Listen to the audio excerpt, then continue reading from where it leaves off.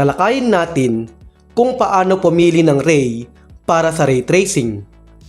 Isang paraan para mailarawan ang imahe ng bagay na mabubuo sa spherical mirror ay ang ray tracing. Sa ray tracing, gumagamit tayo ng tatlong ray. Ray number 1, ray number 2, at ray number 3.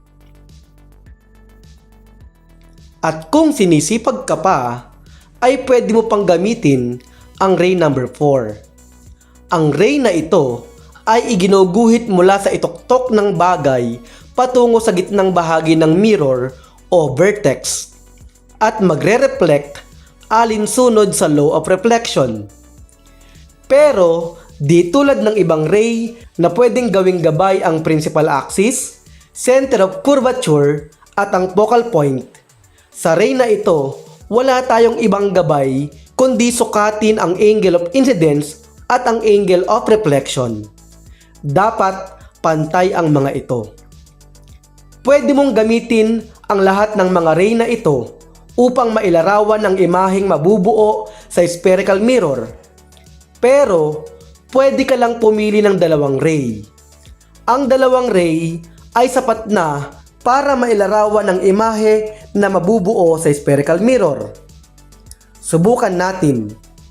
Halimbawa ay maglalagay tayo ng bagay na lagpas sa center of curvature mula sa spherical mirror. Pumili tayo ng dalawang ray. Subukan natin ang ray number 1 at ray number 2. Andito ang image point. At sa lokasyon na yan, mabubuo ang imahe. Subukan naman natin ang ray number 1 at ray number 3.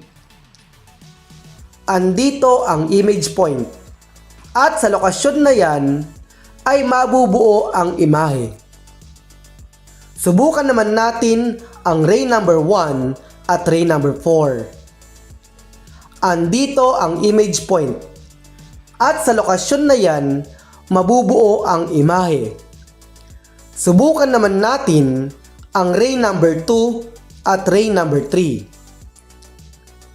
Andito ang image point. At sa lokasyon na yan, mabubuo ang imahe. Subukan naman natin ang ray number 2 at ray number 4. Andito ang image point. At sa lokasyon na yan, mabubuo ang imahe.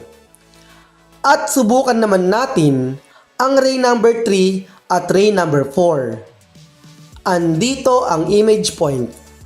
At sa lokasyon na yan, mabubuo ang imahe. May mga pagkakataon na hindi pwedeng gamitin ang particular na ray. Kaya, pipili tayo sa natitirang mga ray. Halimbawa, ilagay natin ang bagay sa mismong center of curvature. Sa pagkakataong ito, ay hindi natin maaaring gamitin ang ray number 3. Kaya, pipili tayo sa ray number 1, ray number 2, at ray number 4. Subukan natin ang ray number 1 at ray number 2. Andito ang image point. At sa lokasyong ito, mabubuo ang imahe. Subukan naman natin ang ray number 1 at ray number 4. Andito ang image point. At sa lokasyong ito, mabubuo ang imahe.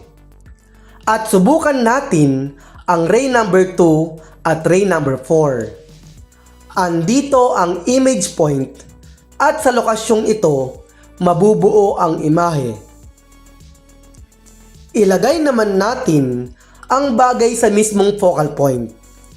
Sa pagkakataong ito, ay hindi natin maaaring gamitin ang ray number 2. Kaya, pipili tayo sa ray number 1, ray number 3, at ray number 4.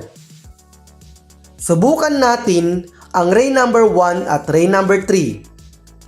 Parallel ang mga reflected rays, kaya walang mabubuong image point. At subukan naman natin ang ray number 3 at ray number 4. Ganoon din ang mangyayari. Walang mabubuong image point. Subukan mo ngang ilarawan ang imaheng mabubuo sa halimbawang ito, gayong walang image point na nabuo sa ating ray tracing. Gusto niyo pa ba ng mga video na nakakataba ng utak? Ano po ang hinihintay nyo? Subscribe na!